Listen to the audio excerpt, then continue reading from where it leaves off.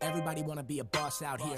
Everybody wanna talk like they know shit. Everybody watching like a hawk out here. Till you popping and they acting like they don't know this. Love to the people been sharing my posts. Wonder what's like, how the fuck you this dope? How you not famous? Yo, that shit go crazy. Then started explaining his plan to promote. Like, bro, you a beast and a beat and it's B5-4. Can he see my NFT and a piece I sold? I don't really give a fuck what he thought. Like, no, finna bring the heat to the sheep. Just like, whoa. Influencers in my DMs who claim that they help but they tryna collect. Remind me of friends who have never supported, who stalk on my stories but never said shit. Always so right, it's always a fight. Nice at rapping, but I'm broke with no likes. I'm always so hyped to overthrow mics and everybody talk, but there's almost no hike. I don't give a fuck, I'ma call it out. Ice cold, but I'm hot enough to thaw it out. This for everyone who ever believed like it wasn't much for us to talk about. Thankful for all of the people who invested in me, you really the GOAT. And fuck you to all of the influencers in my DMs who tryna promote. Like, yo, bro, I can promo, you got a dumb flow. Really like the project, I don't wanna see it blow, so you should run with me in for a couple of Woo! Hey, I own that. I own that now. Shout out to Louis C. Rhymes, baby. That is a track that I was able to buy off of Zora that he put on sale, I believe, this week, man. And dude, I'm so stoked to be the one-of-one owner of my man Louis C. Rhymes' latest track, Smoke. We're going to have ourselves a good NFT Live, man. I got myself a good cast of characters.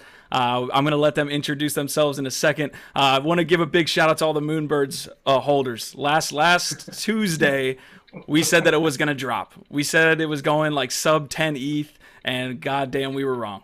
So I'm going to let my guys here get after it here. We're going to go clockwise. I'm going to start with Lou. Then we're going to go to Tig, and we'll go to Jared T. Lou, nice to see you for the first time on NFT Live, man.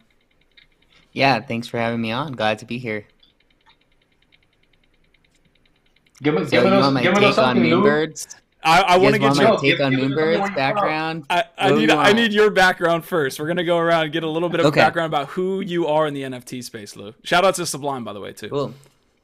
Yeah, so at LouDocSherman on Twitter, I work for Lucky Trader, and I update news and just everything to do with NFTs. I do content for them. So we do Mondays and Thursdays.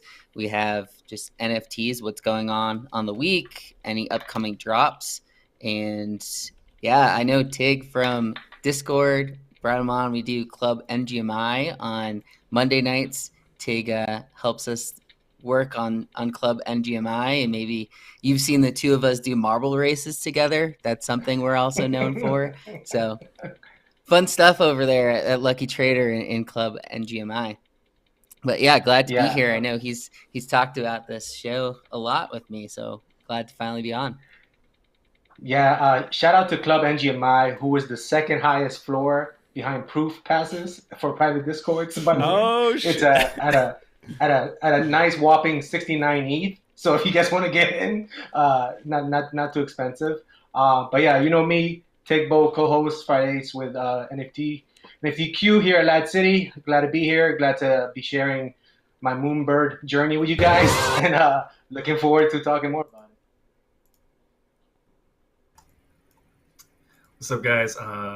Twitter, y'all would see me as Jared T123. I do Music Mondays on Mondays with Louie and Natalie. I was full on DJing all of last year. Been in crypto off and on for a long time. This year, I actually work in the Web3 space. So I work with a Web3 social media company. Probably where I get most recognized is I have a stupid music NFT collection. I spend entirely too much money on music NFTs. So if you got questions about that, let me know. So we're going to get into music NFTs as our third topic on today's episode. Sorry, I pretty much hit everybody's eardrums really hard. I had something queued up for you, Tig. If you still are holding your Moonbirds, that is going to be the first topic we're getting into. And you can go ahead and tell us your experience, but I had this queued up. I'm still working on the timing there. Yeah, it's funny because I know we spoke about Moonbirds last Friday, which was the Friday before the drop on Saturday. And we actually did the raffle. I found out I won the raffle live 2 minutes right before we started the stream, so that was fun. And then drop happened, and then Tuesday comes around for the other NFT live stream, and I'm just hearing all this Moonbird FUD that it's gonna drop below a certain point and all that stuff. But I gotta be honest with you, I didn't think it was gonna go up this fast, this quickly. Excuse me, this high or floor this fast. I think we spoke about last Friday, being around 10, 12 ETH maybe at the top. And that run from about 10 to 20 was just so quick. And then 20 to 38 happened in, I think, like 36 hours or something crazy like that. But yeah, it's been insane. We in the Club NGMI Discord, we had the Parliament thread, so it's a group of owls. So we got a bunch of us in there. I think it's like 27 of us holding Moonbirds. And we're all anxiously waiting the nesting tonight. We got a little bit of a pullback right now on the floor, but it was expected to happen. I think a retrace is good for the long run of this. So yeah, I'm just looking forward to tonight and seeing how everything plays out once the nesting goes live. Yeah, I'm gonna pull up this nesting piece, but Lou, give me your take on Moonbirds, man, because I know I've been talking to Tigbo a little bit, but you said you had some thoughts on Moonbirds as nesting is set to go live tonight.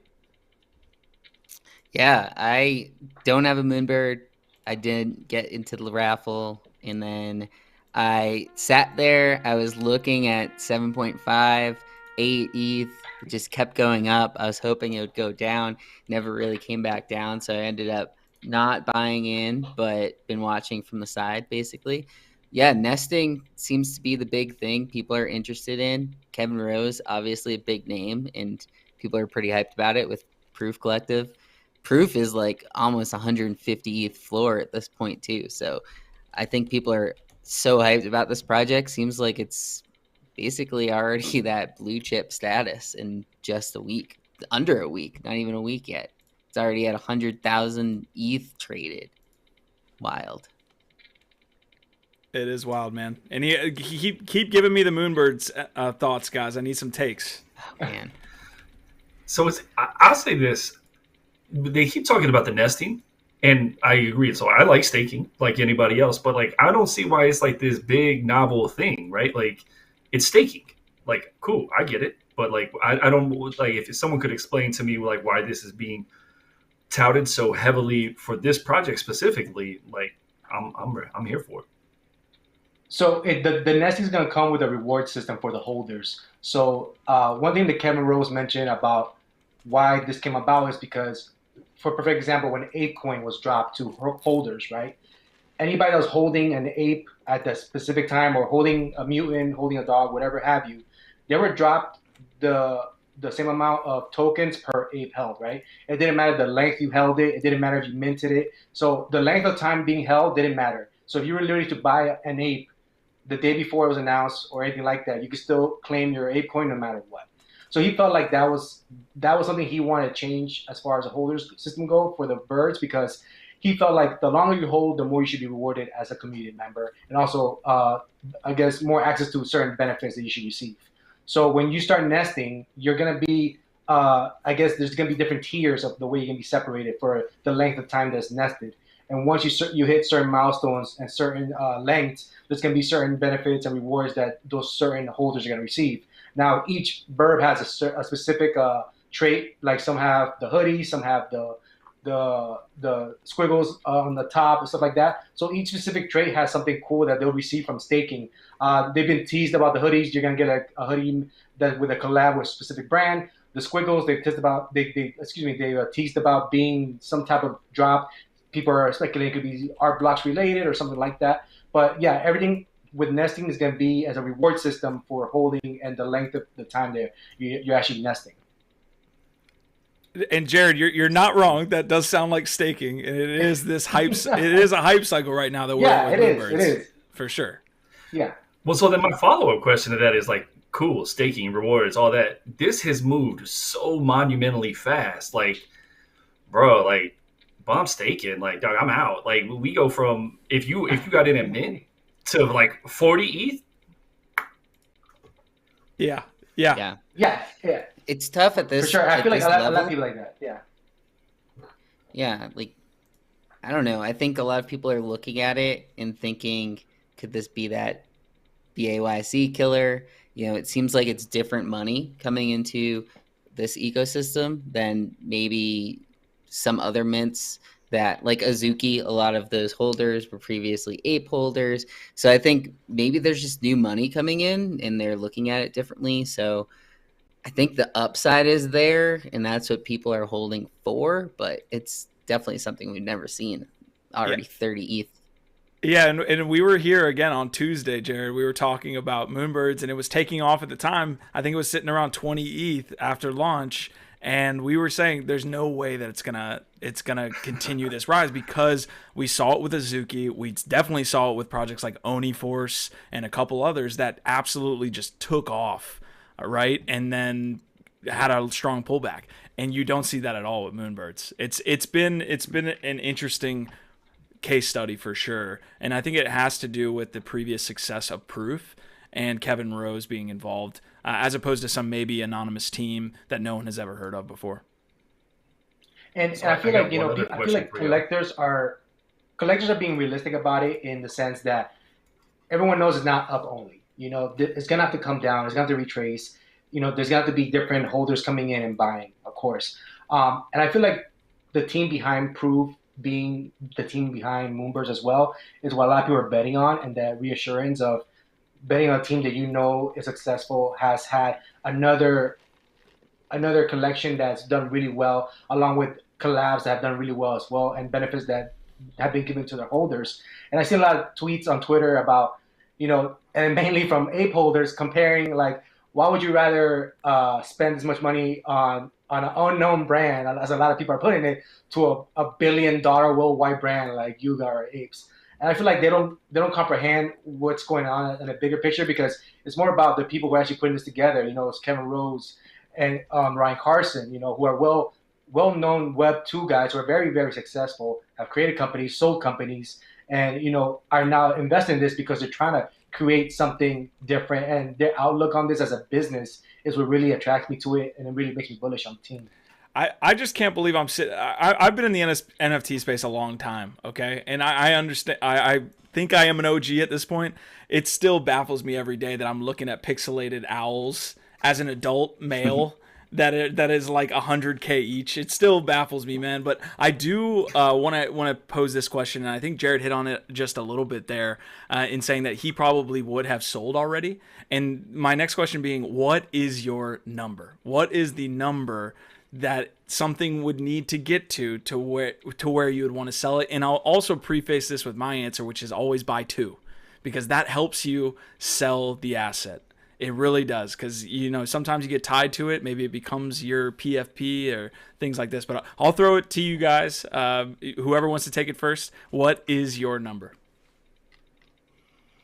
I can go on that. Oh man, go ahead. Yeah, so and actually, to your point, Q, like, I buy 3. So usually I try to get one out at cost for the whole thing, and then I'll have 2 left, and then you can ride into a pump, and then I can hold the third one forever.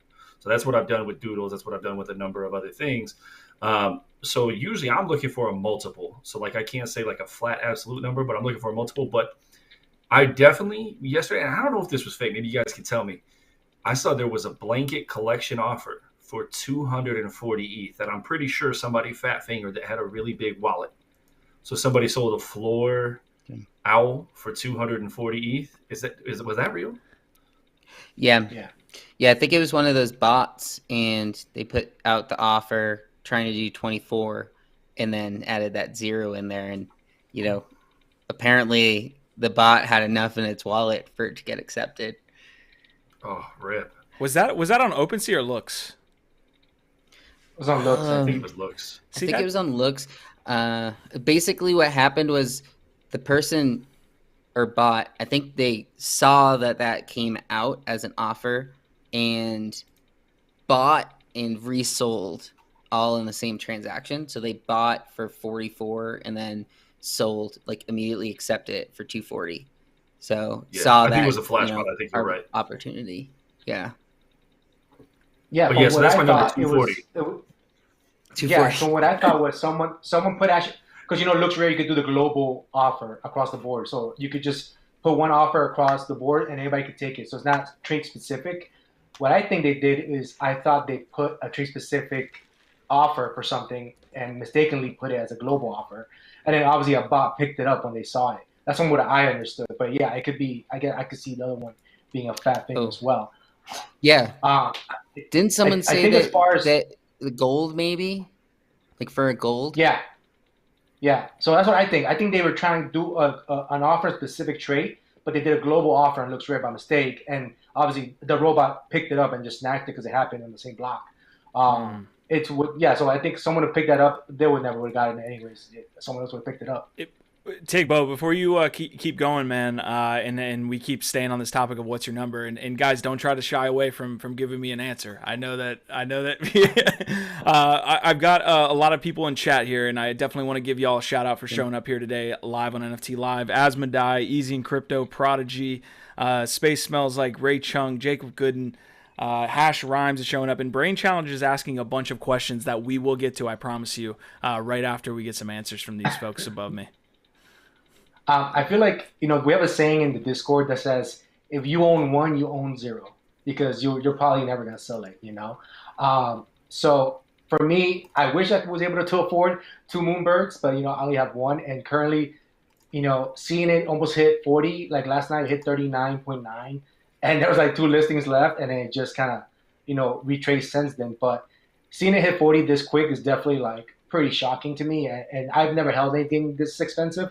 I never had an Ape. I never had, all these Nasuki, stuff like that. But, I've had other NFTs that have blown up. I had a Doodle. I had a few Cool Cats. So all these different NFTs that have definitely gone pretty crazy as far as floors go. So, I always think about what happens if I would have held. What happens if I would have kept one till now and all that stuff, because we all have that one that got away. So as far as a number goes, to me, seeing it almost hit 40 was pretty crazy. But I'll be lying to you if I thought I'm ready to sell, because I honestly am not. I feel like I'm just pretty bullish on this team. I'm excited to see where this goes, and I do have a number in my head that once it hits it, I will have to sell it.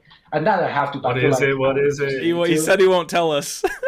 I'm not gonna say it because I don't want to say it, but it's funny enough because we have a member in our Discord who's actually part of the Proof Discord, and a few of us have Proof passes along the way. A few of you guys sold out like around 10 ETH, 12 ETH, and all that stuff, and our friend Frank's still holding one, and he saw the floor like last night or this morning, and he was like just kind of freaking out because we're talking almost $500,000 for a Proof pass, which is an insane number. So yeah, I don't know, Lou, if you want to touch on that as well. Yeah, he has 3 of them because he hit the raffle, so he got 3 for the price of 2.5. Obviously from holding, so I think it's a little different from his point of view. I would probably sell a Moonbird. I probably wouldn't sell the Proof Pass. It was just like crazy to say, but I also wouldn't have been holding a Proof Pass to 100 ETH. If I got that Moonbird at say 8 ETH. I think my number would have been 20. Personally, I would have tried to get the biggest sale I've ever had.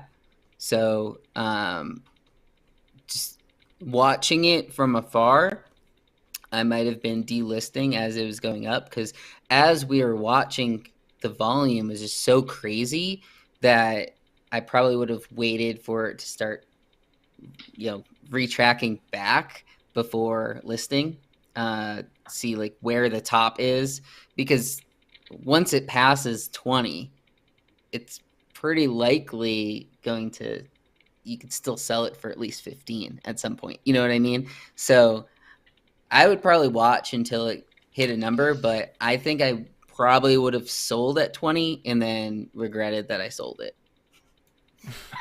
Respect for giving us the number. I like that. Jared, do you have anything to add there? 240 or bust, bro. Yeah, depending on the trade, maybe if you get a rare. What is yours, Tig? How do you have any specific traits that are like cooler or potentially over a floor? So that was part of the plan I was trying to do as well, because I have a hoodie. So the hoodie has a bit of a premium on it. So it's about it's sitting around 9-10 ETH difference from the floor normally, as it's been going up. And I've been trying to get in there about 11-12 range to sell, pick up a flow right after, try to profit like 8 ETH after fees and stuff, And I tried to do it, but it was just moving so fast that to try to do something like that, it was just nerve wracking, because once it sells, I have to go literally find a bird that I like, buy that one, but the volume is just so fast that I was like, I'm not even gonna try to bother with it. When the time comes, then I'll figure it out to sell and all that stuff. But yeah, I mean, numbers are so crazy because there's such psychological numbers. Like yesterday we almost hit 40.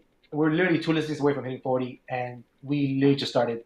Everyone started listing after that once we couldn't break it. So it's funny how those things work. But a lot of those people, if you look at the analytics, a lot of those people are averaging like their buy-in are like 10, 8, 9 ETH, 12 ETH. So like maybe 2 of those people that we saw from the data when we were checking it out was maybe minters, So a lot of these guys are actually have a way higher cost average. So you could definitely see people panicking because, you get in at 10, 12, the floors are already 30, 35. You could easily 3x your investment, but now, it's falling quickly because the volume's not there. So, it just starts a domino effect of sorts. But yeah, as far as the number, like I said, I have one in my head. If it hits it, I think I'll just kind of have to sell it. I stopped telling my wife the floor updates because I know she'll just kind of tell me to sell already. Yes. And a lot of us in the Discord are still holding. A lot of us were able to mint. And, I feel like a lot of us kind of have the same idea that we know what this team could do. And we definitely want to see where this goes. And on top of that, a lot of these guys in that chat are holding Asukis and Apes as well. So they kind of have a different mentality of holding these sort of assets. For me, it's a big deal. And a lot of us, it will be definitely our biggest sale ever. But like I said, I've just had, for once, I just want to go with conviction. I want to go with my gut, and I'm just going to write it out for now. Yeah, I'm going to hit the chat really quick. Prodigy saying he would have sold at 5 ETH with a 2x. Space Smells Like Space Smells Like says, my problem is I never sell. Tig, you were asking me before we went live, like the same question back, because I'm not in, Moonbirds. Play taps for me as well. Like you were asking me about my Bored Ape and what it would need to get to sell. And I want to push this onto Proof now, because like the reason Proof is going up and up and up is because it essentially yielded people free Moonbirds, correct?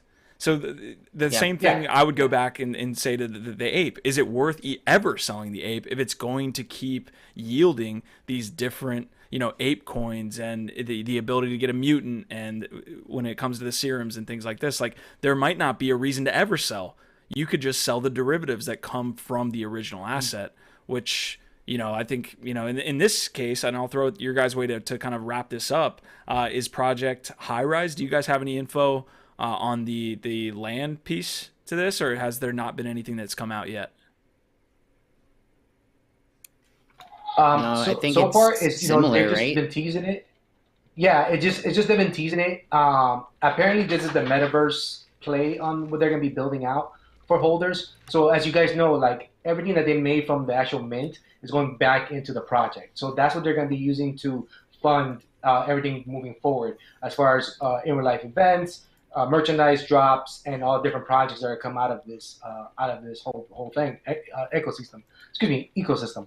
So as far as High Rise goes, I believe you're going to gain access to High Rise by nesting your bird and having some sort of reaching that tier or whatever access to it, but like you said, Q, I think you make a good point, because besides Moonbirds, holders got grails as well, and some of these grails I think were selling at like a 10, 20 floor for specific artists. So yeah, I think you have a good point as why sell the main NFT that's giving you, I guess, these dividends that you can literally just sell and be in the money and literally just write it to whatever.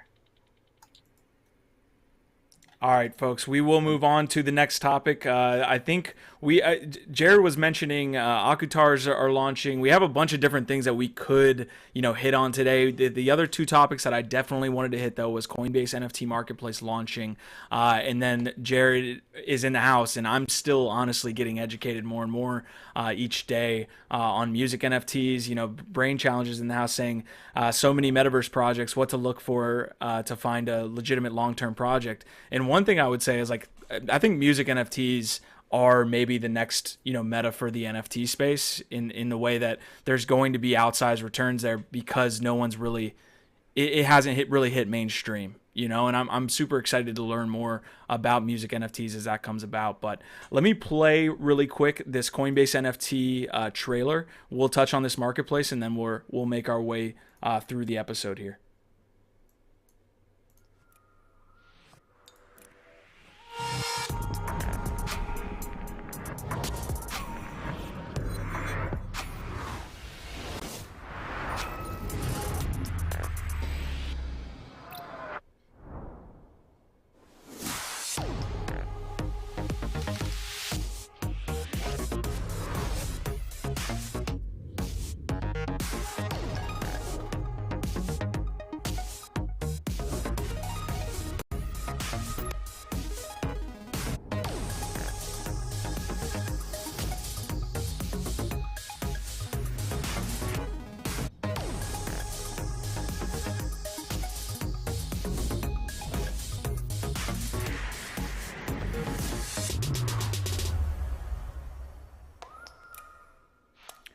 All right, so we had Coinbase launch the NFT Marketplace, I believe, yesterday at this point, and it's been long awaited. I think they came out with a couple announcements. I know they had that Super Bowl ad as well for Coinbase, so it's been a long time coming, and they finally dropped it there on 420. So, guys, what was your initial thoughts about the release? And we can go into some different features as well. Lou, I'll start with you, and we can go clockwise here. Yeah, so originally I didn't have access, but I got it yesterday. And so I played around in there a little bit, and it has a lot of work it needs done. There's not really good filtering. You go into your own page, and it's all of your hidden junk that gets sent to you. It's not really organized all too well. You can't click in to different traits. That part that you were just showing, the comment section, has been super hyped. I think that's going to comment get right there was funny too, heavily trolled. Yeah, all of these comments are just ridiculous. I should go in there and just start commenting on some stuff, but they give you, it's how it's been worded a lot, which I like, is it's Instagram of NFTs. It's like you're scrolling through Instagram. It shows like people to follow, different collections to look for. It gives you those suggestions. So right now, I think I'm not really that excited to use it, but we'll see long term, I guess. Yeah, it's funny to see because I didn't get access to it. I know a lot of people in the Discord did, and the first thing you see is all the screenshots of all the comments and all the trolling happening. And the biggest story was someone took Farouk's name on it, and it just became this big trolling thing on Twitter, and Farouk even like doxed the guy for like taking his name and all that. But so far, like you said, it's a lot of comparisons to creating like a Facebook, Instagram kind of vibe, which I think is cool. It kind of, I guess, integrating Web3, Web2 things. There it is. This guy, Coinbase actually blocked Art House from using his account until he gave up the name and actually allowed for Farouk to access it again. So it was kind of shitty to see that, just because I guess Farouk got his way for being a little crybaby. But overall, I didn't get to mess with it yet because I don't have access. But so far, like Lou said, I'm sure there's still a lot of kinks and stuff they gotta work out. Kind of like when Looks Rare was released, they still have a lot of work to do and fix, and they're still tweaking certain things. So I'm excited for it. I think it's cool to see have another marketplace. I feel like a lot of stuff got bought up that was listed there, because I know not every NFT was listed yet, but I feel like the stuff that was there, a lot of people were buying up. Like look at those Skolix, man. Like 0.12 floor. That's not bad for that project. But yeah, I think it's cool. I think, like you said, it's brand new. A lot of things to tweak. I feel like they might start blocking some of those comments just because a lot of them were just pretty bad. But yeah, I'm excited to see what happens once it kind of gets everything settled.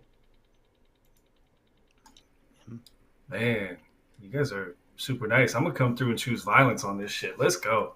I'm not feeling it, like, personally, and so like I am 100% biased. So y'all got to know, like, I work for a social media app, and like it feels like they're just trying to make it a social media app, less of a marketplace. For those of us already been here, that we're either on Looks or OpenSea or anything like that, I started to use Gem all the time. Gem is like the easiest thing to use to buy, to sweep, to list, all that stuff, and then you get more eyeballs on it. I was a little disappointed in everything that I've seen with it, just from the simple fact that like these guys had a lot of time to do this, and it was really hyped up, and they have an extraordinary amount of resources. And they came through and they dropped a social media app, but they're not even on mobile. Like, they don't have mobile, right? Like, that's crazy. The app I work for, we are on mobile. But anyway, I digress. I also think it's trash that they're going to make somebody, like, look, I get it when people squat on names, but to make somebody move off of a name, like, bro, be faster. Like, I don't know, do better. Like, shit. Yeah. I don't know, man. It's like, funny because it's fine, but it's funny because Farouk even had a tweet that he squatted on a Twitter name or something, and a guy was trying to buy back from him, and he's like, "Well, sorry, bro, it's part of the game. It is what it is." And then someone does it to him, and the first thing he does is like dox the guy and like call him out on Twitter. It's just yeah, like you said, it's just for Coinbase to lock this guy out, he can't even access his account now until he gets back the name and like all that. It's just bullshit, man. Like it's just perks of being a influencer, I guess. But whatever, I can't stand that dude, man. I can't wait to see him less in the space. Did no one check this? Did no one like? How did this make it? How did the comment feature make it through testing without them understanding that this is gonna be happening? Like they're calling them losers and shit for undercutting floors. Yeah. Like you knew it was gonna happen. Yeah, especially if you're like a known name, you're easily gonna get trolled, and people want to see their comment first, so they probably go back. The issue with the name thing is like the way that they rolled out bringing people on, and you can just like choose your own name. I mean, sucks to suck in a way, but like Yuga Labs didn't even get their own name. Like someone squatted on that. There's just going to be a lot of this that I think is somewhat of an issue right now. Just everyone's going in and taking these names. It's, I think, a bigger issue than just Farouk is making it out to be. So I don't know. It's one of those things. I went in there and got Ludog, so I'm fine with it. But I don't know. I think this is just going to keep coming up. I saw Pranksy also got the name taken, and people then use their picture, and I don't know. It's just going to lead to even more scams, I think. Well, the problem with that is because they chose to go a Web 2 route instead of using Web 3, using an ENS service where you could actually connect your wallet and claim your name. I don't know why they didn't do that. I guess they're trying to onboard more normies and all that stuff. But I feel like if you're truly going to have a marketplace, you need to have wallet ENS integration that, people can't take your name and all that stuff. Because like you said, Pranksy, or someone could take Pranksy, start selling all these garbage NFTs that are just fake NFTs and people buying scams and all that. I just feel like, yeah, certain things like Jared said, they kind of failed on pretty hard just because the resources and funding they had for this and how long they took to roll this out. Yeah, like I said, certain things that they definitely just kind of dropped the ball on. I must squat on Nifty Q if nobody's got it already. Please, I was trying to stay in the shadows in this conversation just so that didn't happen. Now it's fucking 100% Jared. All right, damn it. Do it. Yo, I pulled up Gem Marketplace. Obviously, like the Connect Wallet feature probably opens up the a little bit more of the system. But yeah, give me a little like TLDR and like a 30-minute pitch on, or a 30-second pitch on Gem. Have you used Gem before? No, I have not. Oh, Gem's the best. Yeah, it's a market aggregator. So like anything that you would have in DeFi that's an aggregator, like it's the same thing here. So like first of all, you can go up at the top, you can type anything in there. You can put multiple pieces in your cart from multiple collections. You can sort by traits. You can sweep floors. You see the little broom button in the upper right hand side, and you can say how many you want to sweep, and you just buy a certain amount of the floor. That's dope. You can also do it where you sell. And it will list you across OpenSea, Looks, X2, Y2, all that shit. This is really cool. Yeah, appreciate bringing it up. It's really good with like, especially when OS is down, which is like half the time. I normally go on Gem because it's a lot easier on mobile to use as well. It's a lot quicker. And like Jared said, you can get the floor price across all the marketplaces, which is great. And then let's say you try to sweep something. Let's say you try to get 10 of something, and 3 of those are already sold. The transaction goes through and it'll just refund you the difference for the ETH, so you don't have to worry about that. But I think we should take advantage while we're live, and maybe Q, I don't know if you want to just buy a Moonbird while we're live here. I can't. Yeah. No, I unfortunately I'm not that liquid, fellas. Not yet. I have my money tied up as it was. So I also have Marty McFly's in the chat saying, "Damn, those quantum keys doubled since last show." And Prodigy is saying, "It was me. I took Nifty Q. I will give you your name for an ape." So, Jared, once again, thank you so much for. That's a solid deal, dude. That's a fair trade. The last piece I want to touch on with this Coinbase before we move on to music NFTs and a couple other things is what it means for OpenSea, right? Like we saw Looks Rare kind of come out in a very like Web3 way. That they launched with a token as well. They have like extra incentives for trading. It is not necessarily what's that, Tig? What's that? I just realized my wife dropped off Chick-fil-A behind me. You can pick it up. Oh. You can pick it up. You want to go on stream? You got it. Nah, I'm good. No, I'm good. okay, all right. Well, it's gonna start smelling in the room. Anyways, guys, we saw smells Looks alright. Rare launch, right? And it was for all intents and purposes, the fact that it's still around and still doing really well is a good thing for Looks Rare. You know, it could have easily been a complete flop out the gate, but this is a whole nother beast, right? Coinbase NFT. What do you guys think Coinbase NFT means for OpenSea long term? I think long term, Coinbase could become a winner, but short term, not.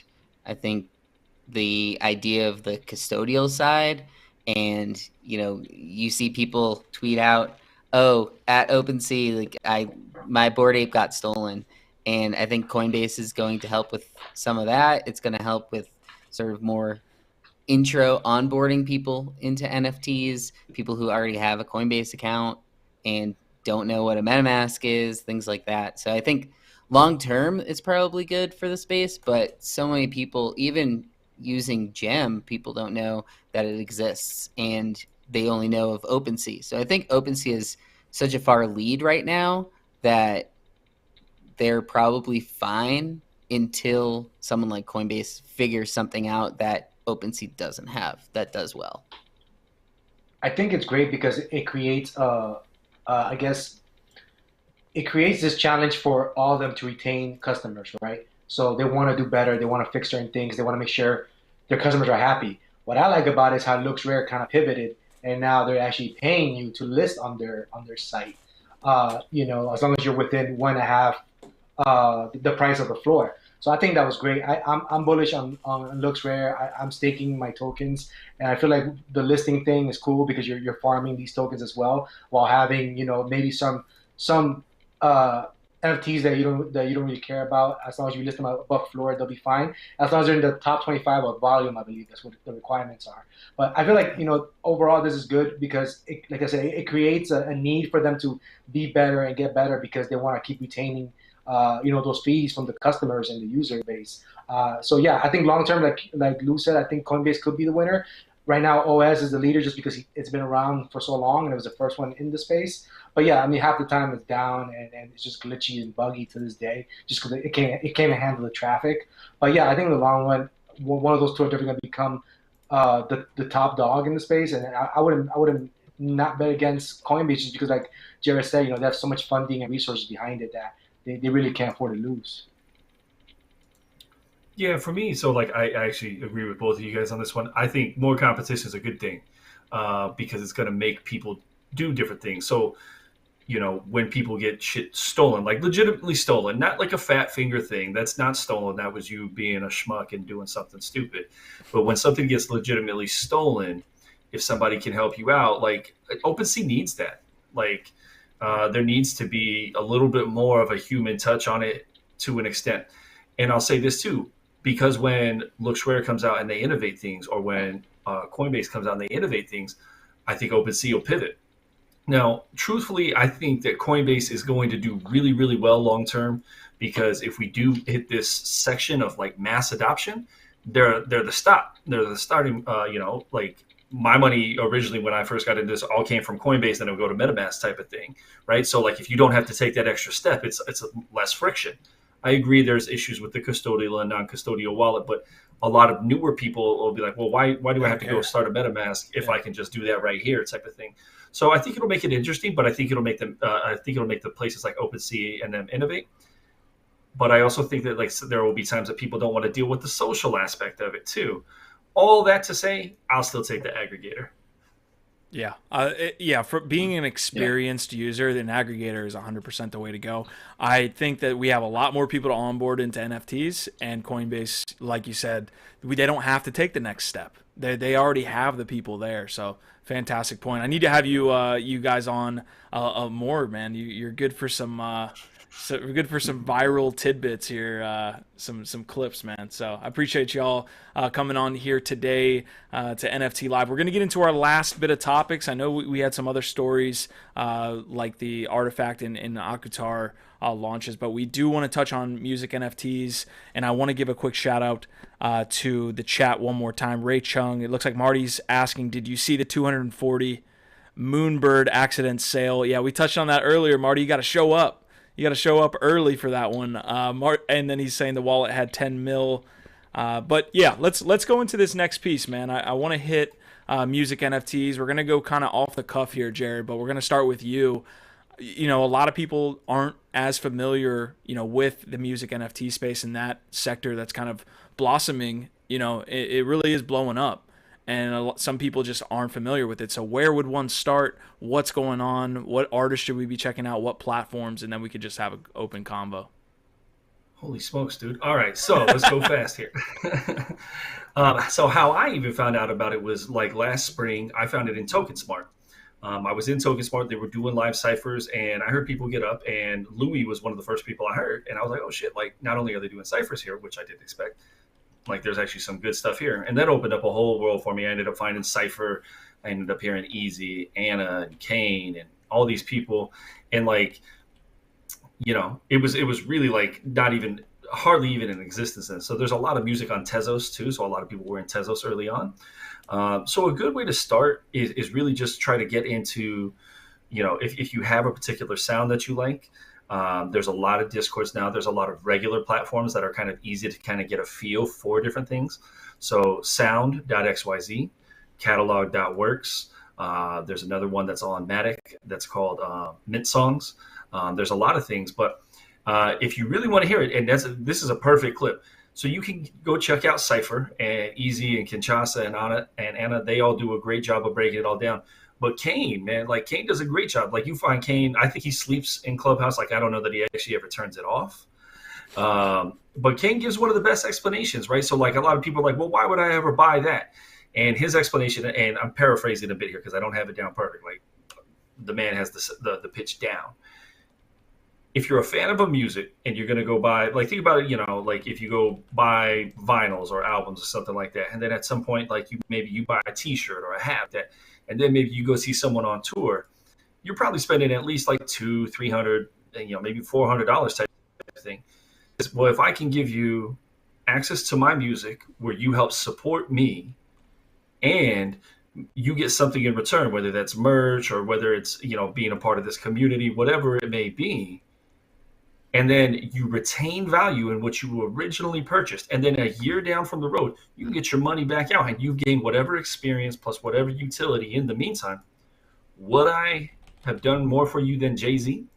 And I'm like, fuck, man, that's a great argument. Like, yes, 100%. So, you can get, and there's the whole range of it. So I mentioned catalog. Catalog is kind of like a super rare, kind of one-of-ones as far as music is concerned. Sound here does editions. And they have lots of different things with it. And there's new shit rolling out all the time, and people are super innovating in the space. Like there's a ton of people. So that, it's not without its problems, but like if you wanted to get in on something, I know everybody always says we're early and stuff like that, but truly that is the case for music. And the reason why I mentioned that is just simply because of my collection alone. Like I've had people reach out to me and be like, oh dude, you got a dope collection, where that would never happen in PFPs or one-on-one visual arts. How do we check out your collection, Jared? So actually, if you go up there on catalog, up at the top, you might be able to search me in the upper left-hand side. And it's just the same. It's JARRODT 123. I use the same thing everywhere. Maybe not. So if you go to Black Dave, type in Black Dave up there. So go ahead and click him there. And I bought this song that he did with Monday, who's another rapper. Black Dave and Monday are both rappers. So if you click Middleman, yep, that's the one. Scroll down and you see my name right there, Jared C. Yep. And so this is my catalog collection. I think I got like 12 or 13 songs here. And then on the sound side, I have like 40 something. It's a lot cheaper on the sound side. And then, I've been fortunate enough to connect with a bunch of these artists, and like a few of them have been like actually on the Music Monday show. A lot of people working on a lot of stuff, but also it's a cool thing. And so like I don't know. I think it's a early thing that there's going to be a lot of infrastructure built out. So I think there's a lot of upside to it. So if you think about it in the sense of like, what if you heard somebody that you really, really liked? And like, I'm going to use one of the biggest examples I could possibly use. What if you heard Drake early on and you heard a demo from Drake and you're like, oh shit, yeah, I'll put up 300, but I'll put up a tenth of an ETH on that, right? And then you have that song and then Drake ends up being Drake, right? Like, how much is that tenth of an ETH worth at that point? So like, there's always that possibility too. And yeah, sorry, I'll jump in here. It's funny because I feel like I had the same road when I first heard of music NFTs through Token Smart. Being in those discords during COVID and all that stuff. I feel like that's what kind of everyone got their start, being in the social token and social communities. And I recall, man, like hearing the cipher, hearing Louis for the first time, and then finding out that he was part of the LADZ as well, which is really dope. And so far, man, like I bought like most of every Louis drop. It's great to see this guy really put in the work day in and day out. You see him grinding, always working on his craft, and always putting out quality content. And I feel like it's great to support someone like that, even if it's not a big name. It doesn't matter. I'm not looking to flip this. I'm honestly just looking to support him because I know the work he's putting into this, and I feel like he should be recognized because the man's talented. If you guys ever whoever was listening to the intro song, like that dude kills it. Like Louis is just so mad talented. I feel like there's so many people like that in the space, So when like Snoop Dogg comes out and drops something like that, and you can pay with it with ApeCoin and all that stuff over ETH, that's cool. I get it. It's Snoop Dogg, and he's doing his first music NFTs. But I rather support people like Louis who are on the grind and are part of the community. They hang out in these discords. They're available to you to talk to and be a fan of. But like, whereas Snoop Dogg, you don't have that same type of access to him as you would of some of these smaller name talents. But like Jared said, I feel like there's definitely such a broad now, I guess, marketplace for it than it was a year ago. There's so many people dropping I guess different editions that you can definitely find something you like if you never bought an NFT, a music NFT, if there's a specific genre you like. I feel like there's a little bit for everybody. And even finding people on Twitter, like the Twitter Spaces. I joined a few Twitter Spaces. They have like live music artists going on, and dude, like you can really find some really dope people, and they shout you out when you buy their stuff, and they appreciate it and say your thanks, send you a DM, hey, if you have any questions about the song or how it was created or anything like that, they've reached out to me in DMs before, which I think is great. I think having that access to the artists, having that connection with them is kind of something that you don't get. Whereas in Jared, where you said like, in real life, going to a concert or buying their CD or whatever. So I feel like the utility is going to be there, getting that access to these names now. And moving forward, when they get bigger, it's gonna be something to definitely look forward to. And like Louis, drops the wearables, So I love wearing the wearables on crypto boxes, So you're into that stuff.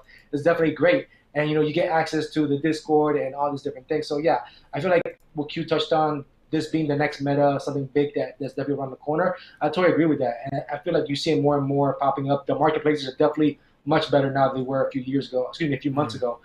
So yeah, definitely a lot to go through. And if you never checked it out, like Jared said, just get on there, listen to all the different songs on it. I'm sure you're going to find something you like. What I like about it, too, though, is they're not really that expensive. I feel like you're almost paying the same thing as gas as you would to pay some of these mints. Like the other day, I bought the last mint from Louis collab. I forget the name of it, but it was a 0.01, and I bought the last one.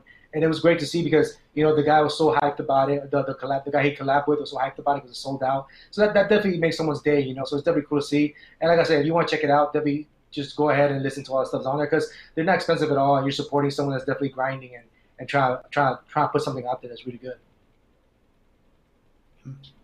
Yeah, are you guys looking at that Board Brothers drop today? Looks kind of cool. It has Kygo, Ryan Tedder are the two in there. So pretty big names. Kygo has been in Bored Apes for a while. He had it as his PFP. And actually, one of the fun IRL stories I have is I had a friend who went to a Kygo festival, I guess you'd call it. It was like in Mexico. But yeah, basically she came back and she's like, what are these monkeys that Kygo and all of his friends have? And so I was like explaining NFTs to her because she's just like obsessed with Kygo.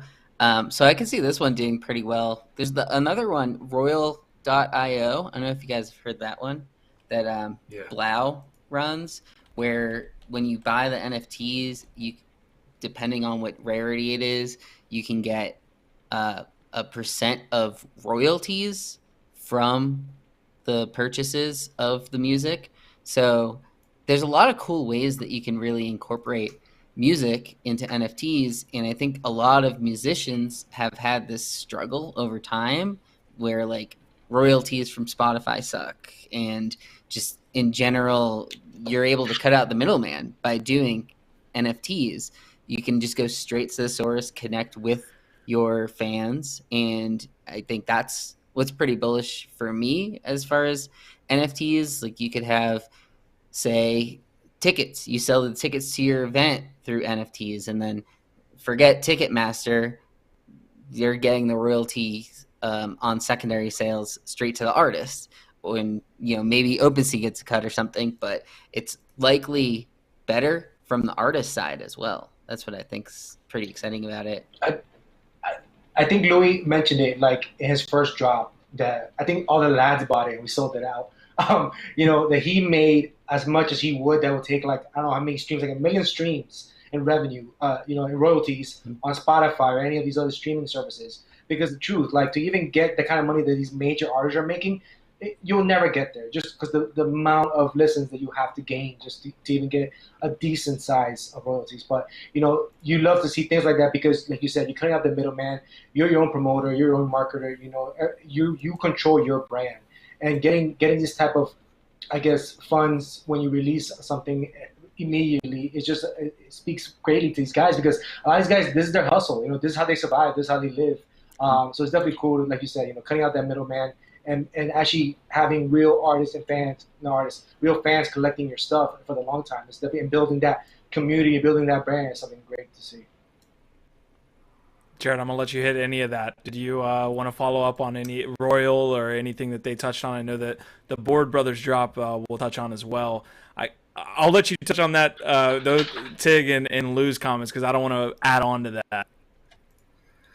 Bro, I'm going to come off as like the bitter old man around here, but like I'm not crazy about Royal. Like it feels like kind of like a Trojan horse kind of like strategy to me. Like, like Nas, I'm going to touch on Nas specifically, him coming in and being like, hey, you can get part of my streaming royalties for one song. Like Tiba was just saying, like, you don't get a whole lot of money for streaming royalties. So like offering a streaming royalty is cool. So like, if you're a fan of it, sure. But like you see those percentages down there, like those are like baby. Like if you're buying it for a royal, at least in current structures of things, and there's another platform out right now. It's spelled Decent. I think it's pronounced Decent, DECENT, and I don't know the domain it's on, but they're doing something similar. And like I think there's something to be had here, but like with the way that things pay right now, like there's just not a lot in streaming. There is a Web3 streaming service called Emanate. Natalie Crew actually is associated with them, but they pay a lot more than something like a Spotify. So that's worth checking out. Like if you wanted to do too, I think Kane's got music on there. I think Louis might, but like there's different people on there. So like you can still go support those people and they actually get a lot more money based off of the streams on this. Now it's still not enough to like, it's not the same as making like an NFT sale, but it's a lot more. And if you're in the same spot, you can still listen to it. And then as far as like, I don't know, like there's a lot of room. I'll stop there for now, but like there's lots of ways to support people, and I agree. So a lot of it for me right now is supporting different people, and there'll be different people that do really well with it, and then some that don't. But like in the end, if you enjoy the music and if you happen to get some sort of cool experience out of it as well too, like it's a win-win for you and for the artist. Yeah, I enjoy the open conversations too, so keep it coming, fellas. But we are running up to the end of the episode here.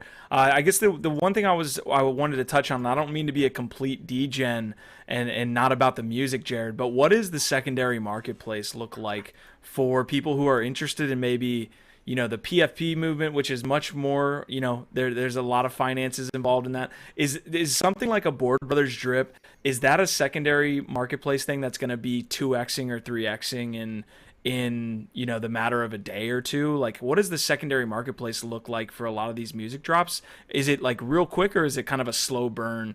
I'm going to support this artist over time, and maybe in a couple, months to years, I'll be able to flip these. So it depends. And like I know that's the shitty answer, but it definitely depends. So when we're looking at one of ones, it's really slow. One of ones don't move like super slowly or do super quickly. When you're looking at sound, where you have additions, that might move a little bit faster. But even someone like a Snoop, right? Like, so he dropped 1,000, and the mint price was 0.10, and then he dropped 1,000 again.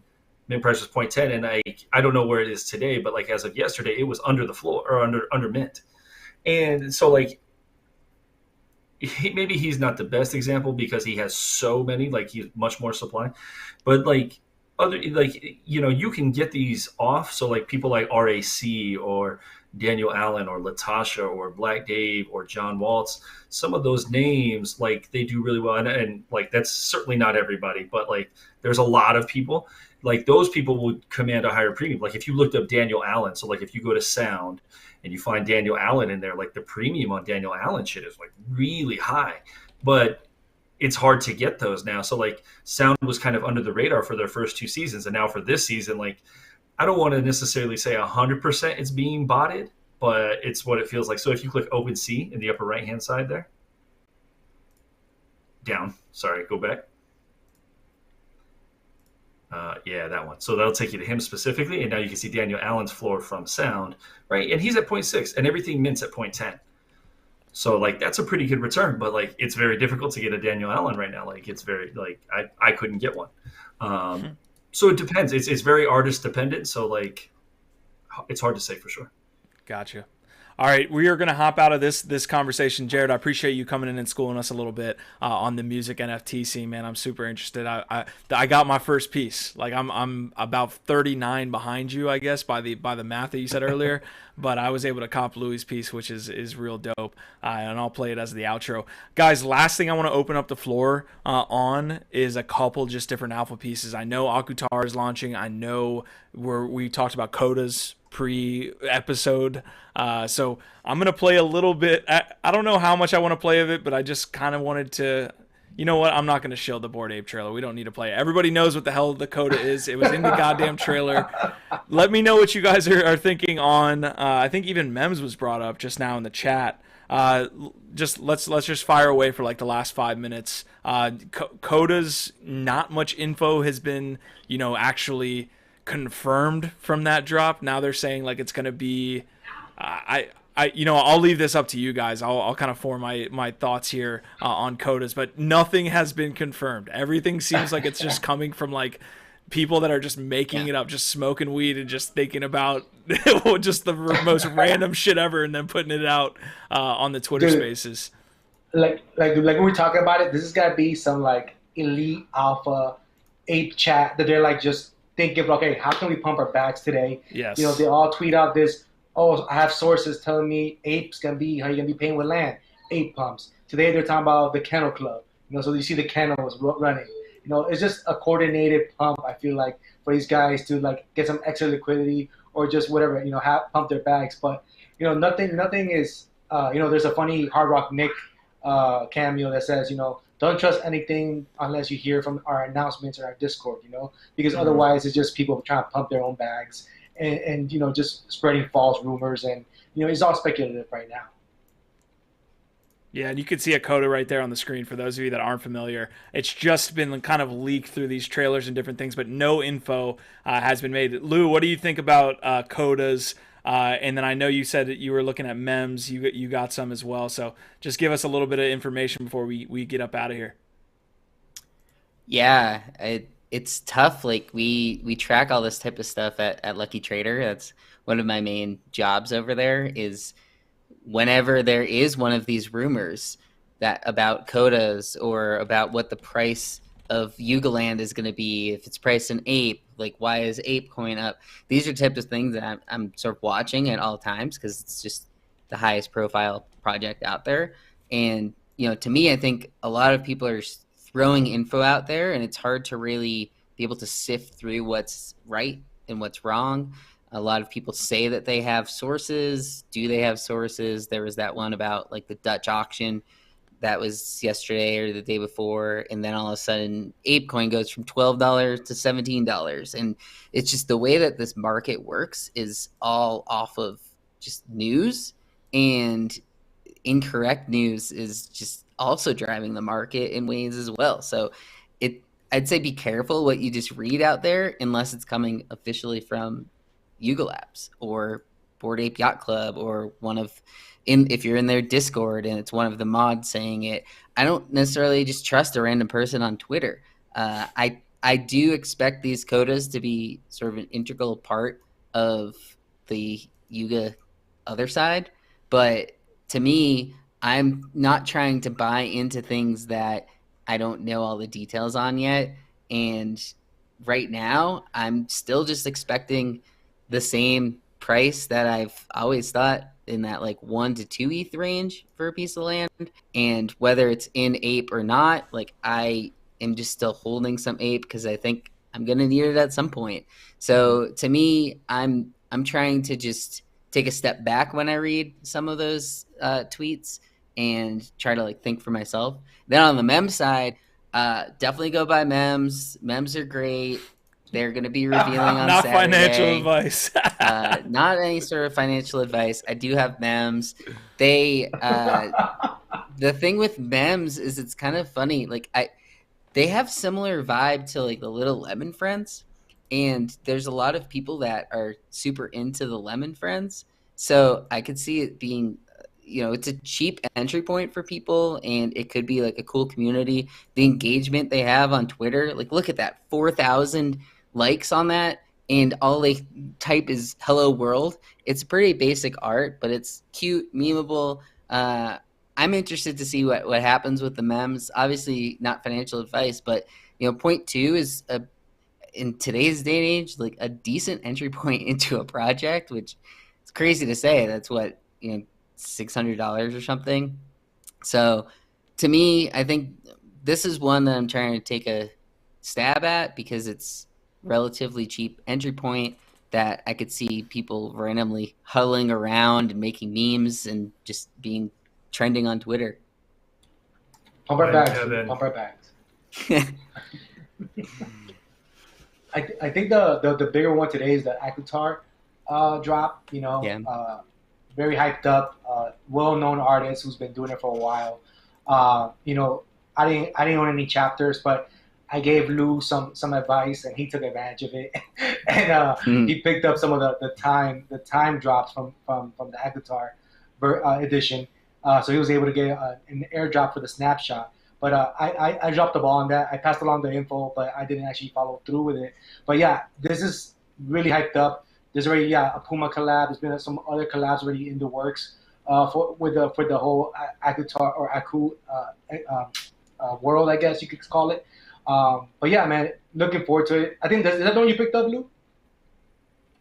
Yeah, I got the time, and that got me eligible for the drop.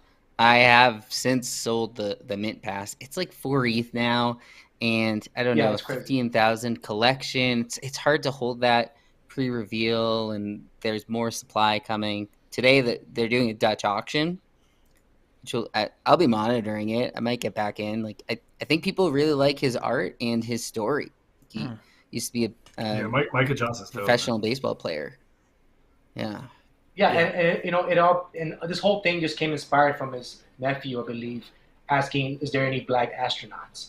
Because he was like, he had epiphanies, like, these kids don't have, I guess, these role models to look up to, So it's pretty crazy to think about something that small, just kind of creating this universe and this humongous storyline, And now they have I know they have some rights for a show or a movie to be created as well. I think it's a movie.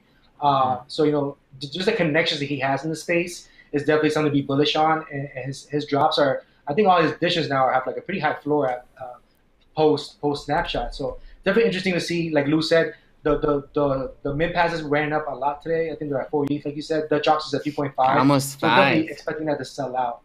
Yeah, it's crazy. So it's definitely gonna be. I think it's gonna sell out pretty fast. I don't think there's gonna be much of a drop there. But yeah, I think that's the big drop today. Looking forward to it. And I think some of the previews they've seen look really, really dope, along with the collab. So I think there's a pretty sure thing to get into if you want to try to get in.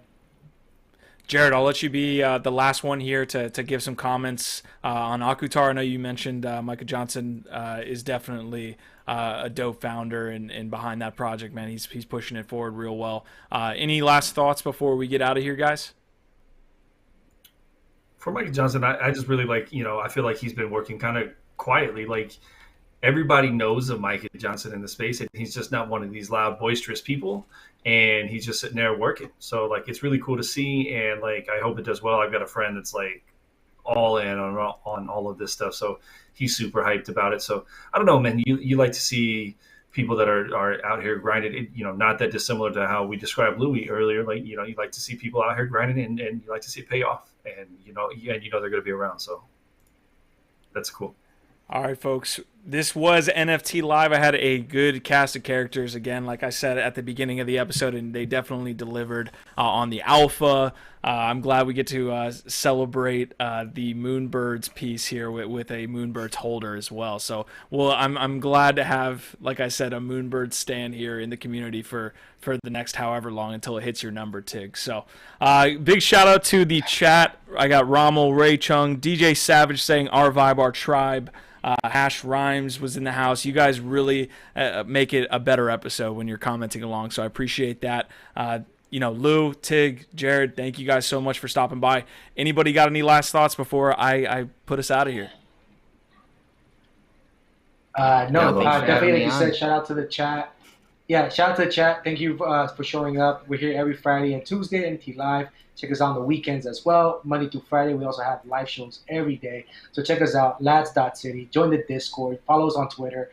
And like and subscribe if you liked our takes. If they're shitty takes, they're good takes, doesn't matter. Like it, subscribe. We're here. And like I said, appreciate you guys stopping by and spending your Friday with us. Yeah, FUD me, bro. I want the FUD. Bring it. All right, folks, we will get out of here. NFT Live, like Tig said, we're here every Tuesday, Fridays. Thank you guys so much. Our vibe, our tribe. We will see you next week. Thank you so much. OVOT.